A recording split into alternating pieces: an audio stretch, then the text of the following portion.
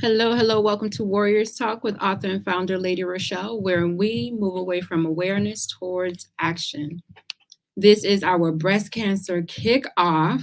The month of October is Breast Cancer Awareness Month, and we know that breast cancer is associated with the color pink, so I make sure that I am representing today. So I'm going to go ahead and introduce you to our sponsors, which I am so grateful for them. We have Allstate with Paula Kelly. She is covering all of your insurance needs. We have Mary Kay with Gloria Dotson, catering to all of your beauty needs from head to toe. And one of our newest sponsors is MyLeah Symone with affordable book editing services without skimping on price. And we have Emanuel C.O.G.I.C with Pastor Michael Richardson, which you can catch every Sunday morning at 10:15 a.m. on Facebook. Let's hear a word from our sponsors. Greetings, I am Pastor Michael Richardson. And I am First Lady Anastasia Richardson from the Emanuel Church of God in Christ. We're located at 3058 West Van Buren in Chicago, Illinois. We are building upon a solid foundation. And we're inviting you to join us every Sunday morning on Facebook Live at Emanuel C.O.G.I.C at 10:15 Central Standard Time. And you can also view our videos on our YouTube channel at Emanuel C.O.G.I.C-MR. Once again, this is Pastor Michael Richardson and First Lady Anastasia Richardson, and we're from the Emanuel Church of God in Christ. We are building upon a solid foundation. All right, co-hosting with me is none other than cancer activist, motivational speaker, and the founder of the Gal Foundation, ReShell Gilmore, aka The Biz.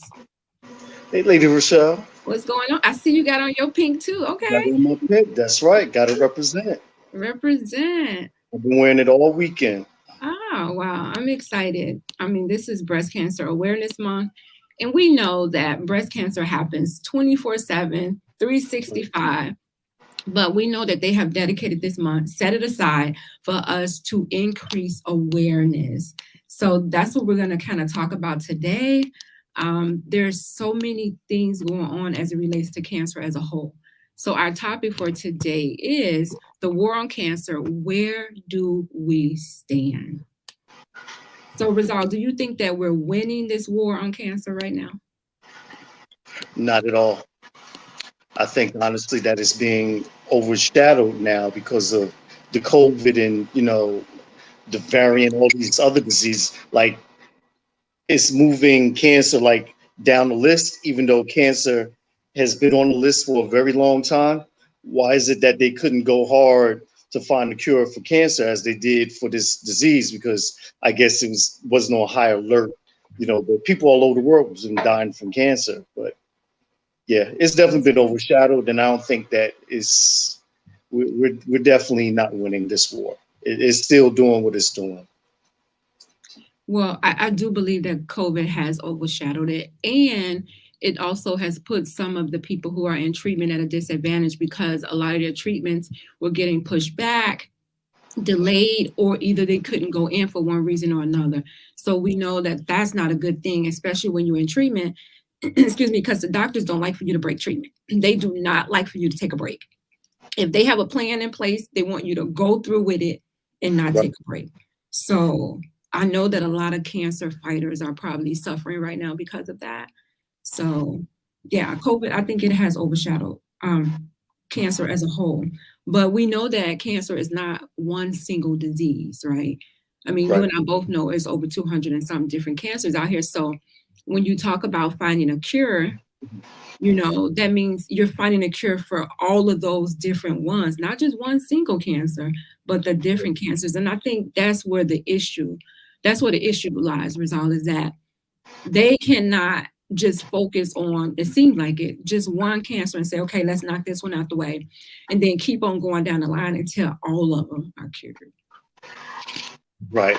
They need to work on, as you say, we know breast cancer is one. We know lung cancer, we know breast cancer.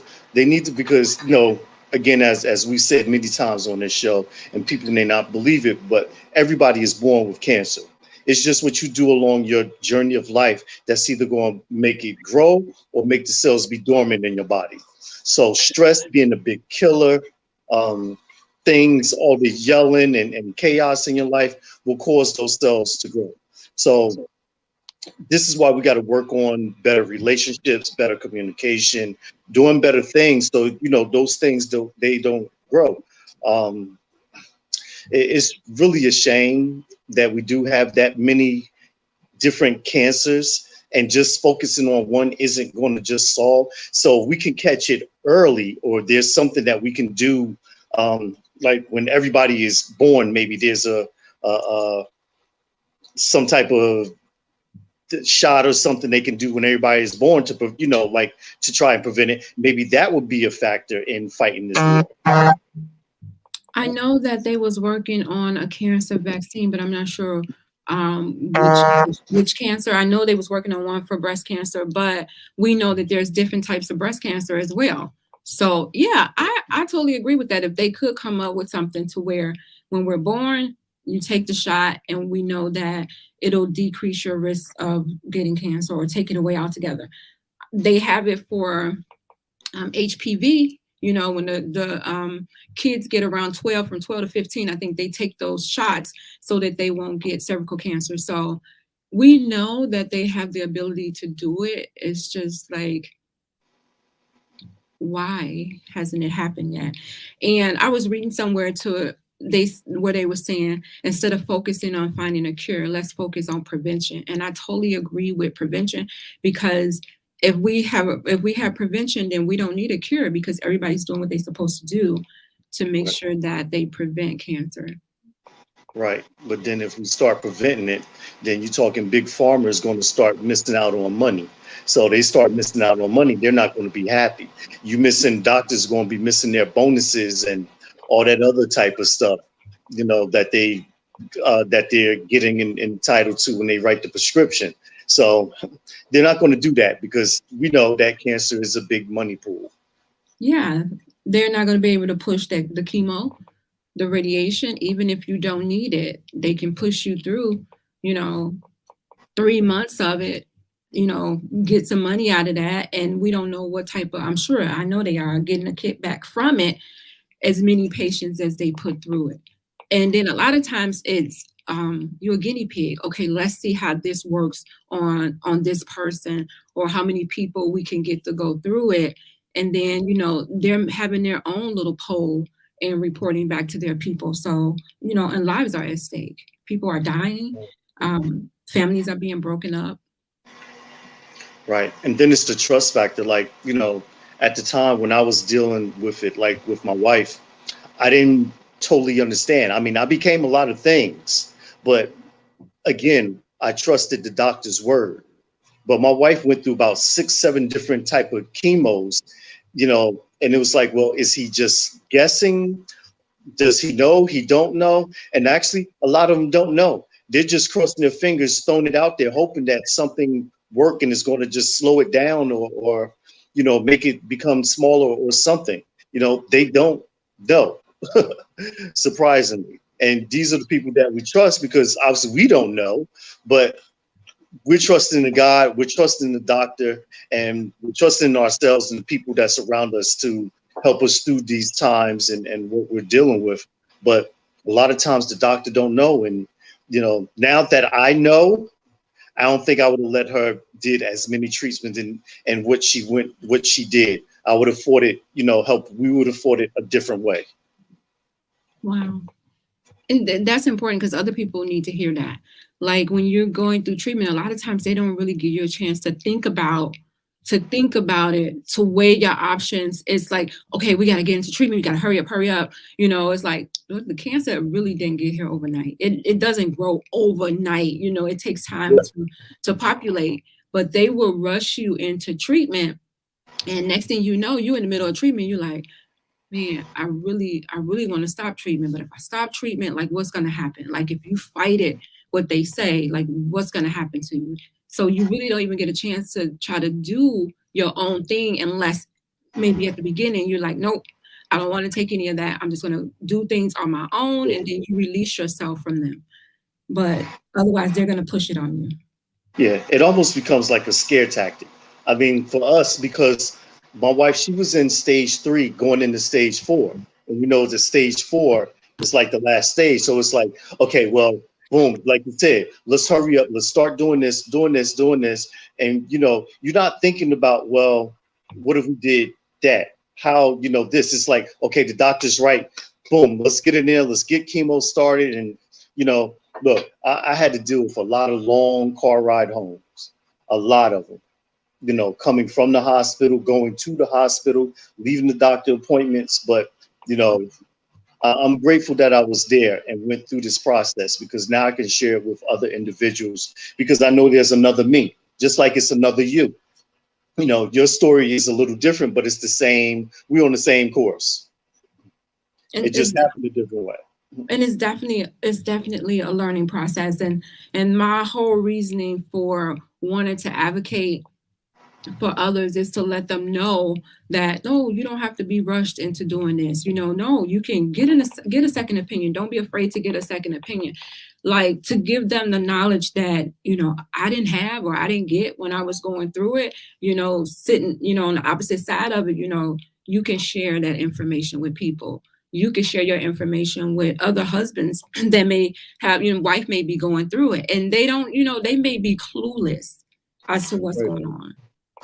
And they are, because I get so many phone calls, so many text messages, whether it's their mother, their grandmother, their girlfriend, their wife. Hey, you know, what did she do? She got, you know, they got diagnosed with cancer. What did you do? Can you help me out? And that's why we're here. That's why I became such a huge advocate. Because like I said, I know there's another me, and I wouldn't want nobody to live through what I lived through. But, you know, by the mercy of God, I had to go through it just to get through it. So now I have a better understanding of everything. And if I had to do it all over again, I absolutely would.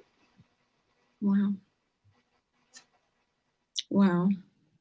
So we're talking about the war on cancer. And I totally agree with Rizal in that I don't think that we have even put a damper on the war on cancer since Nixon actually declared it 50 years ago.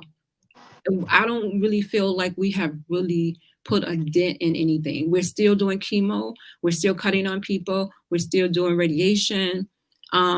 You know, they came up with, immunotherapy, where you can use your own immune system to help fight the cancer cells. So that's something different that we could do, but everybody don't qualify for that.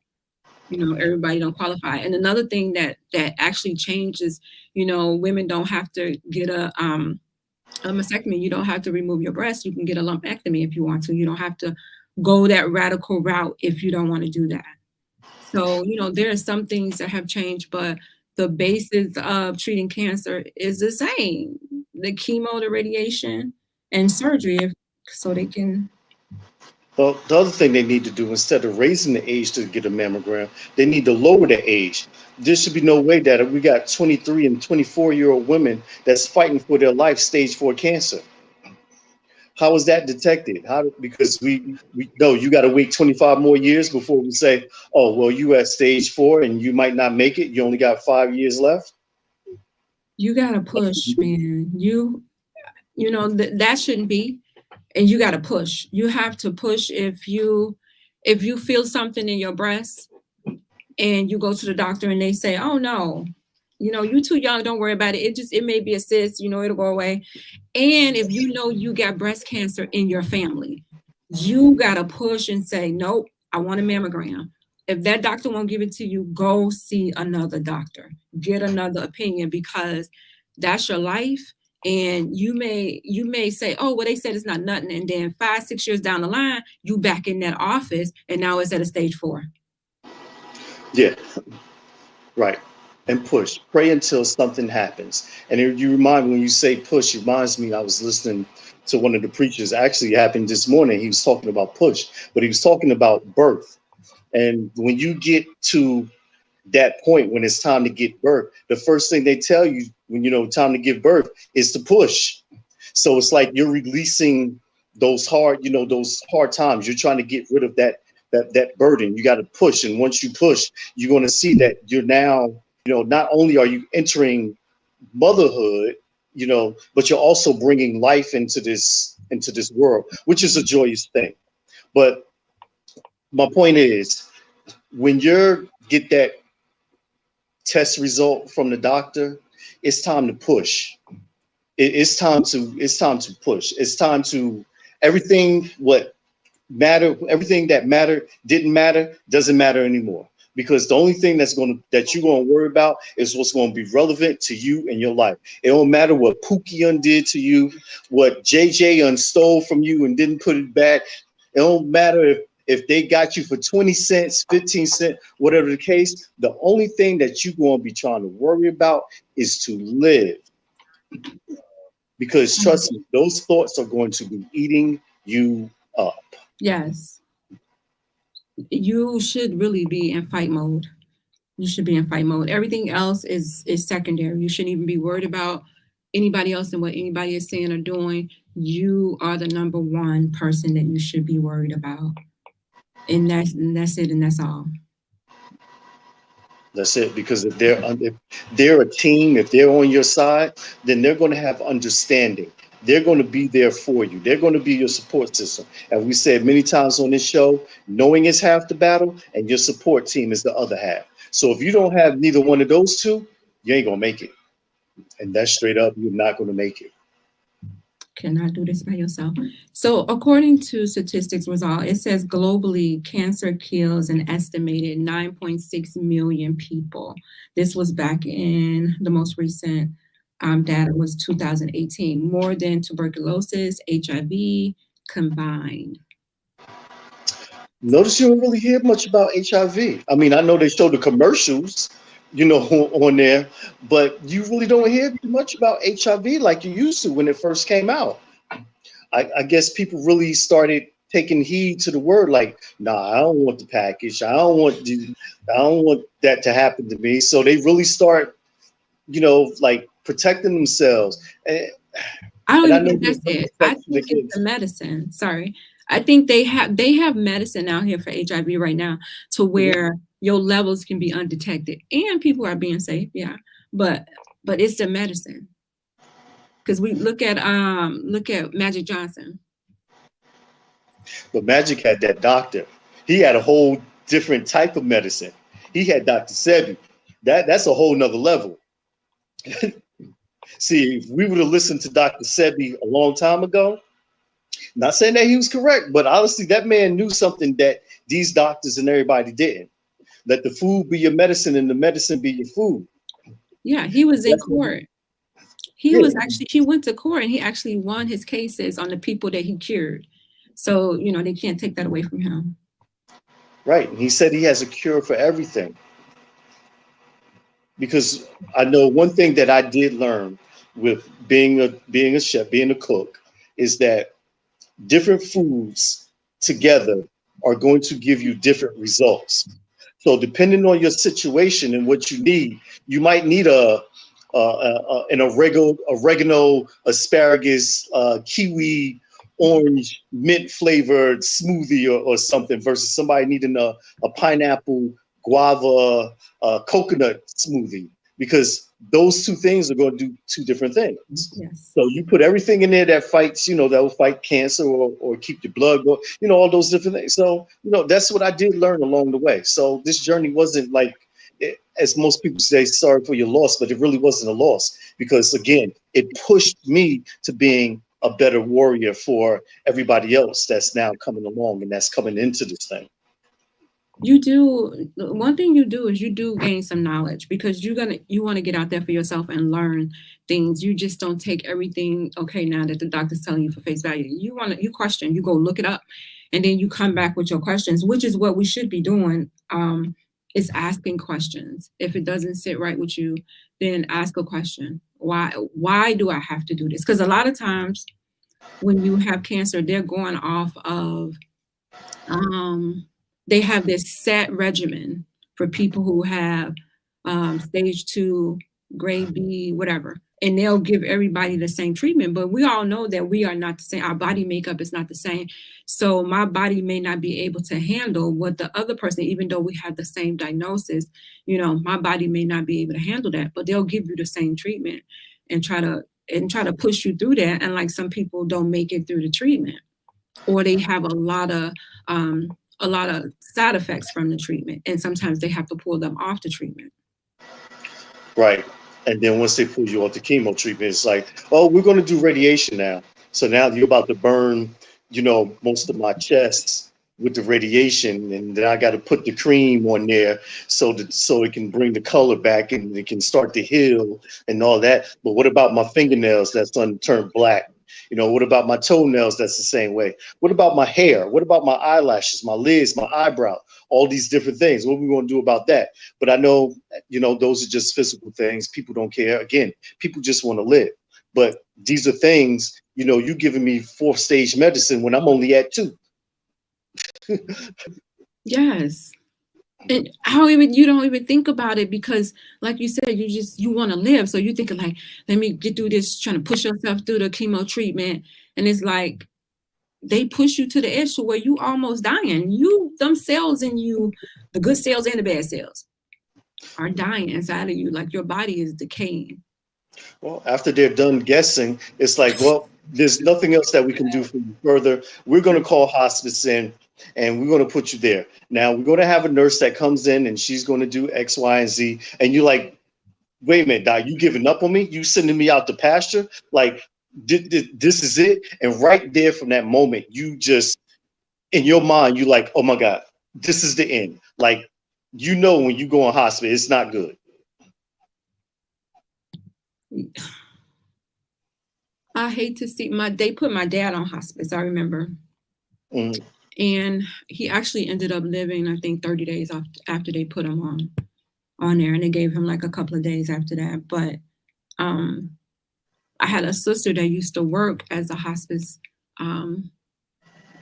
She would be that person that would be there with them, and she decided that she didn't want to do it anymore, because she said it was like draining on her to see the families like every time she would come in, because she would kind of get, like attached to the person and their families, and then all of a sudden, they passed. So she was like, it just weighed so heavy on her.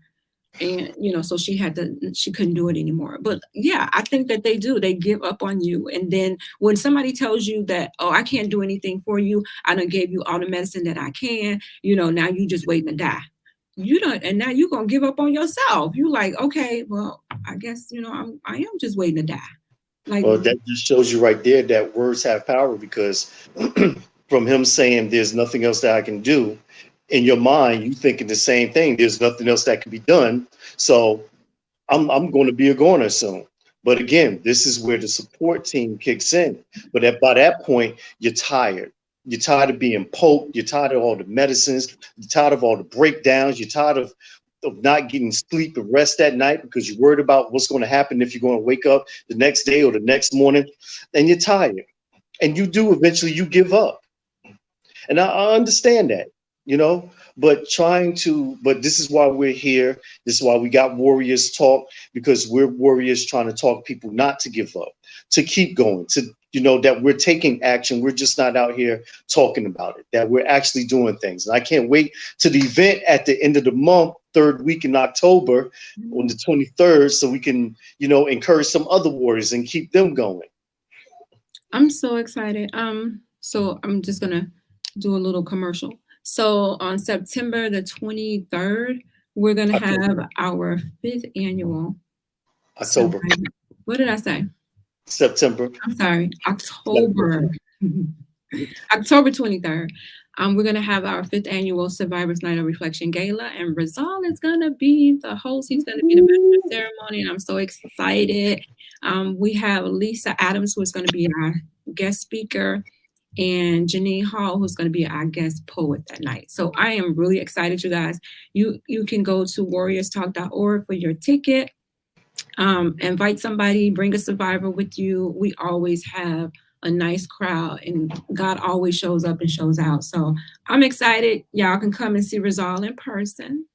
Yes, I am super excited. In the flesh. Yes, yes, you don't have to look on the screen like, oh, there he is. And I'm saying, is Facebook still down? Because there's no comments. You know what? I think it is. MyLeah's on here, but it doesn't show me like how many people.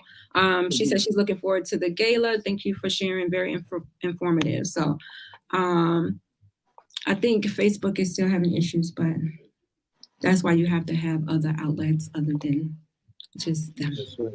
This is why you got to Yeah. know more than one. There you go. Yes, there you My go. father always told me a mouse have more than one hole. Absolutely. I don't know that it sounds right, but okay. Okay. Oh, okay. So, okay. Thank you, MyLeah.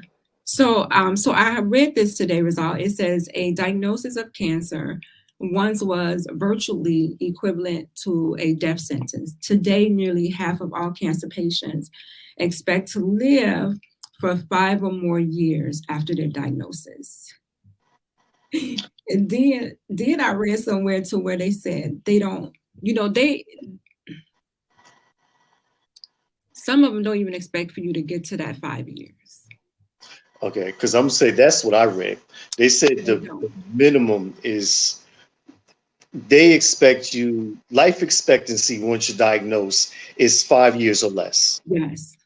And I can remember, I think the doctor telling me maybe 2 years, and I said no. I'm sorry. He gave her 2 years, but then we found out that it manifested into brain cancer. So we revisited his diagnosis, and of course, it came down. Last, he's like, I may give her like 2 months. So you dropped from 2 years to 2 months. But again, thank God that my wife was a warrior, and she did 1.5 years compared to what he said. So again, this is the doctors not knowing. You never know who you have in your circle, in your corner, or in your team that's going to help you push. But I know, it was really just tearing her up. She was tired. Like I said, all of the needles, the medication, the doctor's appointment, everything just, and then her own thoughts. You got your conscious and your self-conscious eating at you as well. That's not good either.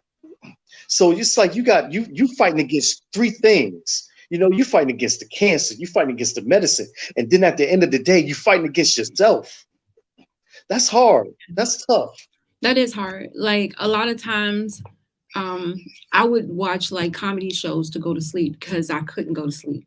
And when I went to sleep, I wanted to make sure that, it was like happy thoughts when I went to sleep versus, allowing my thoughts to go crazy. But yeah, that kind of stuff will eat you up. And you mentioned the stress part. And last night we were talking about stress and how stress is like a trigger that turns on that cancer gene. So we already know that stress is a silent killer. So, and the lady that I was talking to last night, she mentioned that she had like a episode of this huge amount of stress, and then bam, a cancer diagnosis. And although she was eating healthy, although she was exercising, she was doing all the right things, but she had this episode to where she was stressed, and it turned on that cancer gene. Right. And it doesn't make a difference. Cancer does not deviate from how old you are, how young you are, what color you are. It doesn't matter. Cancer is cancer. We got kids, we got older women. It's if cancer wants you, it's going to come and get you. But again, there's things that we can do to prevent it, such as, like you said, we got to start living a stress-free life. Especially in these times right now, a lot of people out there, they're stressing about how they're going to live, where they're going to live, because the government cut off the renters thing or whatever. Yeah. Landlords can kick you out now. So they stressing about that. They stressing about money because they ain't got no job. And, the government, they're doing everything to get people to go back to work. But for what they give with things going up, like inflation is real, like things is going up and people pay or staying the same. So they're like, why should I do that? I just stay home and collect the unemployment. So it's so many stress within this decade, this time frame. There's a lot of things that's really becoming stressful. I totally agree. I'm going to tell y'all, don't be stressed. Please do not be stressed. You can go exercise. That would help with the stress. You can meditate. You can do yoga. Like, do something that will, release that stress versus it staying in your body and wreaking havoc. Right. I'm just going to give you that. And I know that it can be hard, but you have to make an effort to do something to release that stress. And if that don't work, I got these gummies, baby. Let me tell you. No.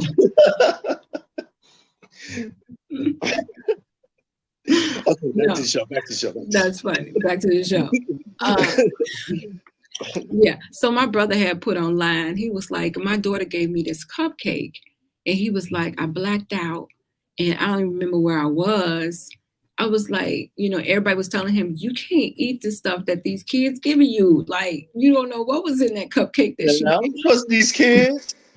Man, this generation, they don't, man, forget about it. I don't trust these kids. Nope. Yeah, but those gummies are, that's a hot commodity right now. It really is. If you guys are just tuning in, this is Warriors Talk with Lady ReShell and the Biz, and we're talking about the war on cancer. Where do we stand as it relates to cancer? And we know that back in, I think it was 1971, Nixon declared the war on cancer. And we thought, and I think he thought at this point right now, that we would already have a cure for cancer, that we would have ways to have our family members here, that we would not be thinking that every 1 in 3 females and every 1 in 2 males, will get cancer in their lifetime. That's alarming right there. When you hear something like that, that just lets me know, and I don't know, because I'm not a researcher, but that just lets me know that, all these smart people that's doing all this research and collecting all this money, it's like, I question it. I question like what's really going on. But then I have to think that, if God wanted a cure, then he will allow it. So if he's not allowing a cure to come, then he has a reason for it.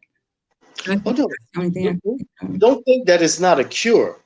They just haven't put it out yet because, like we said, the cure is going to stop the money, and you ain't going to want to stop the money. So, and plus, it's definitely on hold now because you got all the big drug companies working on the vaccines for that. So it's like, okay, we got to put the cure for cancer on hold for a minute because we got to stop this pandemic. Right now, that right there is at the top of the list. I don't know, Rizal. I'm not confident that they have it. I'm just not. Look, it's in Area 51. I'm telling you, it's in Area 51. I know that, it's a money maker. I know that it's a money maker. I do know that. And if it was about money, then the people that have money, that have cancer, should be able to pay to get a cure. That's not happening. You don't think so? No, that's not happening. Didn't Jimmy Carter have brain cancer? Jimmy Carter, he's 97 years old, but I'm thinking more people that like stars. Didn't he just make it through? They didn't have enough money. You're talking about the president of the United States. Because what comes to worse, he could call his buddies in the other countries like, yo, I need some help. Who got me? Let's look at Joe Biden's son then. He was vice president at the time, and his son passed away from cancer. This is just my opinion, and maybe it's just me being naive. I really don't think they have a cure. I think people have what they feel that may have worked for, certain people. But I just don't think that there is a cure. You're right. They got Band-Aids. That's what yes, there you go. Perfect. I like that word. I like that. Yes, I like that. And that's exactly what the doctors do to us. And they call it Rizal, that they're giving us more time, like they're buying us more time. Because like you said, they don't expect us to live after that 5 years. And you know what's funny? I got a call a couple of months ago from my doctor's nurse, my oncology, the nurse. And my mom said, they left a message for you. I'm like, why is they calling me? Like, what do they want? So I called her And I was like, did you call and leave a message for me? And she was like, yeah, I was just calling to see how you was doing. Was everything all right? You was calling to see was I alive. You think so? Yes. Because I know your heart damn near jumped out of your chest. Yeah, you know it did. I was like, why are you calling me? This is the cancer doctor. Like, why is she calling me? Like, you released me back in 17, 18. Why are you calling me? I really believe that they wanted to see if I was alive. Wow. They put on their statistic. Well, it's either going to make this doctor look good, or because it's going to look like, okay, she's still here. We did a good job. Yes, come to this cancer center, and and so on. And next thing you know, they're doing a commercial, and but was it really the doctor, or was it just your strong will? I believe that God had a lot to do with it, because I really do. Because I believe that, and then because I probably would have just given up. I just believe, this is just what I believe. I just believe that it just wasn't my time. Right. That's all I believe. That it just wasn't my time. And God was just like, I'm not finished. I'm not finished, but guess what? I need you to go through this, because I got something that I need you to do. And people that pass away from cancer, you may feel like, oh, they gone and they didn't get a chance to, live out their legacy and finish. But we don't know the plan that God had for that person. And only the people that's really close to them know the impact that they had. Like your daughters know the impact that your wife had on them and the people that she touched. So if you had to sit back and look at it, what would you say your wife's legacy would be or is? Well, something to think about. I definitely, as I remember her being a very kind, sweet woman, definitely cannot take that from her. Any and everybody who came in contact, will say that she was sweet. So I think that more so her mission in this life was more so to humble me, because she made me a better man and a better person. And I appreciate and I thank her every single day that I wake up. Do I miss her? I miss her dearly. But as you said, we know that God had a different plan, because if he didn't move me in this direction on what he did, I would have never be in the position that I am. And I never would have taken on this role. I never would become an advocate. I wouldn't be out here touching lives and touching stages and touching people. I'd probably be still being a knucklehead, doing whatever else, doing the wrong thing. But now I'm doing the right thing, even when the wrong things is happening. So I feel very, good and grateful about the process. And I don't take it for granted. I take each and every day that, it's a learning process, and I just move accordingly as best that I can from what he tells me to do. So. Yeah, because some people will say, and that's beautiful. I like that. Some people will say, like, what did you do? Like, what did you do different from the other person who didn't make it? And I always say, I didn't do anything different, because it was God. Because, you could walk around all day and think, oh yeah, I did this and I did that. But all God got to do is think it, say it, and you out of here. Right. So, it was like, I did whatever it was that God wanted me to do. And I said I wasn't going to keep my mouth closed when I'm, after I was going through stuff, because at first I was really private about my journey. I was like, because it's a shame that come over you. I'm diagnosed with cancer. Like, what? How did this happen? And you thinking that you're healthy, you're thinking, oh yeah, I exercise, I eat right, I don't smoke, I don't drink. Why am I going through this? And so, I had this like this shame, like, nope, I don't want anybody to know what I'm going through. So I kind of hid my journey for a while until I was done with my chemo. Like once I was done with chemo, then at that point I was able to start like letting people know, like outside of my family, what was going on. Well, I remember you once said that God knew that your mouth would be big enough to talk and to spread it to every single body, and that's why you're here on these airwaves now. But I Yeah. guess both of our mouths must be big or something, because we've been here rocking for the last 8 years, about 8 years now. Yeah, Yeah. about 8 years. So I guess we both, had mouths that was just huge enough to speak what he needed to say for him. And Yeah. I can say one thing about like with my journey, um, I believed in something bigger than the cancer. I believed in us. And that's what helped a whole lot. And obviously he believed in me, um, because if it was meant for her to go with me, she would have continued with me. But being that she didn't, then I've been the chosen one to continue this fight, continue this journey, continue doing what I'm doing, not just for me, not just for you, but for us, for everybody. So I don't do it for me. I don't do it for you. I do it for us. Because it wasn't for like my cancer journey wasn't about me. Although I went through it, it wasn't about me. It was really God. It was really him qualifying me to get to this point, because I wouldn't be able to say anything. Like even when my sister passed from breast cancer, like I could have been like, yeah, talking about breast cancer and all that, but I didn't go through it. I didn't, so I really wouldn't be able to identify with the men and women who are out here fighting.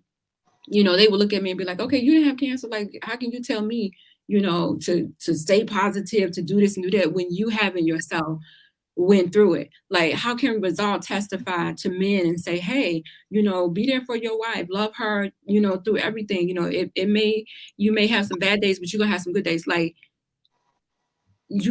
God needs those people there. Like, your wife needed you to be there for her. You know how many women go through cancer, breast cancer by themselves, and they don't Yes. have anybody? You know how devastating that is. You know how it feels, and I know you saw and felt the energy from your wife. Like, to have somebody there to say, "Babe, you beautiful," even though you done lost your hair, you looking crazy. You haven't, this whole off season, but you still have somebody there just pouring into you, that's loving you, and just lifting your spirit. And sometimes they're hanging on for you. And they're Right. waiting for you to give them that permission to release. A lot of times they just hang on because they don't want to disappoint you, So, you need somebody in your life. And Rizal was just talking about like the support system. You need somebody. They're so important to your survival. So don't shut people out. Don't be afraid. I mean, you don't have to let everybody know all of your business, just your circle.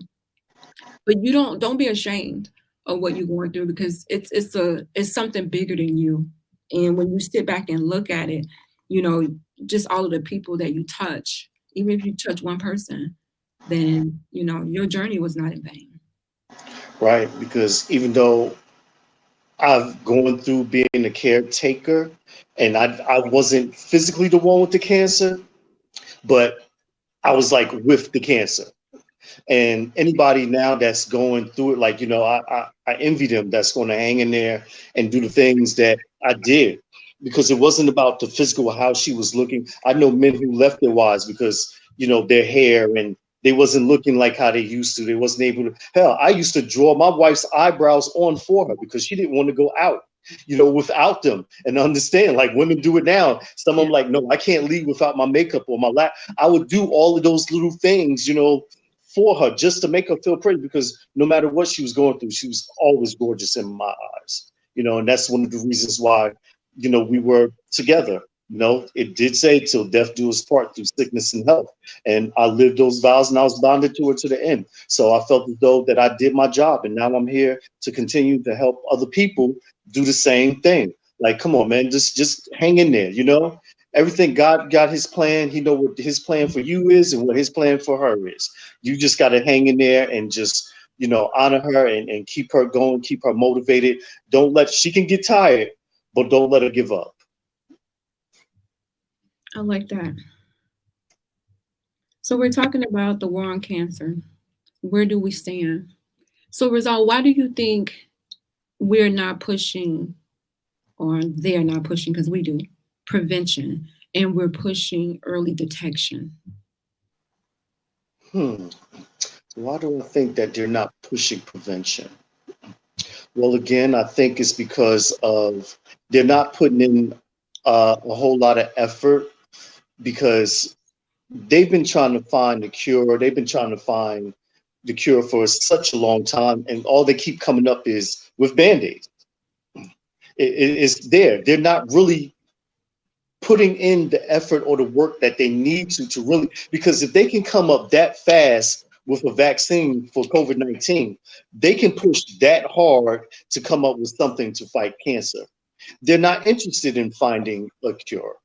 You know, we wish that we would, because how many more people have to die? How many more people have to get diagnosed? How many people got to take that long ride home?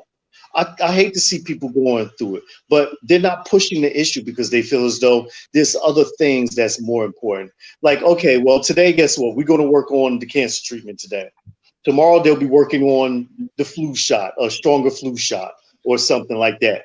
Like, they need to just take one thing and concentrate on fighting that, and then get back to the flu. Been around for years, but it's not killing people at a high rate. Not saying that it doesn't kill Right. people, Yes. but it's not killing people at a high rate. Right. Cancer is dropping people. 1 out of 2 Americans. It's 2 of us here. That means Right. one of us is going to get it. Yep. That's a high rate. This needs That's to be very tackled. high. Very high. It needs to be tackled. And it But should be. But they're brushing it off like, oh, okay, Monday. We'll just, we'll get around to it when we get around to it. It's not of urgent concern. That's how I feel. Excuse me. I feel like it's not an urgent concern to really find the cure. Man, I wish we had the comments able to come in for tonight. But we know that Facebook is going through it. It's acting crazy. I think MyLeah was listening in on YouTube. Yeah, Facebook had a thing going on today. It's smart. Again, politics, the market and what they want, and to be able to shut social media down. The whole stock market, everything was red today, just because of this. But that's a whole nother story. Well, I know because I called T-Mobile, like, what's going on? But then I looked online. T-Mobile was like, don't call us, call Facebook. It has nothing to do with us. Don't call us, call them. Yes, they put it on the little voice thing when you call, and they was like, Facebook is having an outage. So if you're having issues, then that's who you need to call. I was like, well, all right. All right. Do anybody have Mark Zuckerberg number so we can holler at him? Matter of fact, he's on Facebook. Let's reach out. I'm just like, wow. I was just glad that we have other outlets to where we can still get the message out to people. I wanted to read this really quick. It's called What Cancer Cannot Do. It says cancer is so limited. It cannot cripple you. It cannot shatter love. It cannot dissolve faith. It cannot destroy peace. It cannot kill friendship. It cannot suppress memories. It cannot silence courage. It cannot invade the soul. It cannot steal eternal life. It cannot conquer the spirit. There's all things that cancer cannot do. And I totally agree 150%. So I think, Rizal, that 50 years from now, our great grandkids are going to be having this conversation, because I really, and I don't want to be negative, but I really don't think that that they're going to be any closer to a cure. I feel like they're going to continue to come up with Band-Aids to make money, to sell a dream to people, like they're buying them more time. Man, by the time these kids that's mixing all these different drugs and stuff, they might have their own cure. They might come across like how Reese's came. They might dump the peanut butter in the chocolate. Like, oh, what do we have here? They might take the mommy, the Percocet, and whatever else they take. Them like, oh shoot, we got the cure. So, You never know. But, right now it's left up to them. It's left up to that generation. Yeah. So MyLeah says she's still listening. She says she thinks that America's healthcare system and relationships with the pharmaceutical companies keep cures for cancer at bay. Other countries like Canada have better care options, and the medicine is cheaper in these other places. It's much cheaper. I'm telling you, it's in Area 51. It's confined, top secret. You need a secret lock, the password. You need the key, the thing, and the codes and all of that to get into. It's there. It's in the time capsule. We need our people to go over there and get this and just let it run free. Which people? You ain't talking about black people. I am talking about. We talking about black people. No. Wait a minute. Tell them at the station we're about to go on overtime. We gotta talk about these people. We need the people to go get the cure. No. Go get the cure, people. Seriously. No. Look, you got to put up a nice hefty ransom for them to go in there and get it. I'll give $1 million for anyone who can get. I'm telling you. I just think we need to start pushing prevention versus early detection, because early detection means you already have it, and it just means that your treatment may be less harmful than you would if you catch it at a later stage. So. And they really don't have a lot of things that we can do to prevent. Yeah, so that's why they're not pushing it. Yeah, it'll be less things that you might have to do instead of going through the hardships and the hard times of dealing with all the other stuff because somebody don't know. Fine. Prevention is good. Early detection is good, but all of that should be included in the plan. In the beginning, let's lower the age limit. Start testing girls at 16. Matter of fact, start testing them as soon as they get their period, whenever that is, 11 or 12. Because what I've noticed about kids, they're getting younger with these different things. Mm-hmm. Even in my age bracket, people who have heart attacks and stuff now, that thing wasn't even thought of that you're 49 having a heart attack. My grandmother, my uncle, at 70 something, yeah, it's expected. But you got people that's being 38 having major heart attacks, getting cut open down the line because the age limit is getting younger and younger. So if that's the case, they need to start having mammograms at 11, 12 as soon as, and I'm talking about women right now, as soon as they get their cycle or whatever, it needs to be tested because that's a prevention. That's a detection. Another detection is do your monthly self exams at home. I found my own lump. Touch your breasts, touch them, touch your girls, touch them. And when you go to the doctor once a year, your doctor is doing a clinical exam. And then you get the mammogram. That's 3 things. Now, I'm not sure if I would want my 12-year-old going in and get a mammogram. I probably would rather help her do the exam versus her going in. But there are some things that we can do to lower our risk when it comes to these horrible cancers. So, Rizal, we are out of time. As always. I told you guys for that extra hour. Talking about our people. We're going to talk about the people later. I got a good one for that one, though. We're going to talk about that later. Okay, so I think you already gave your words of wisdom already.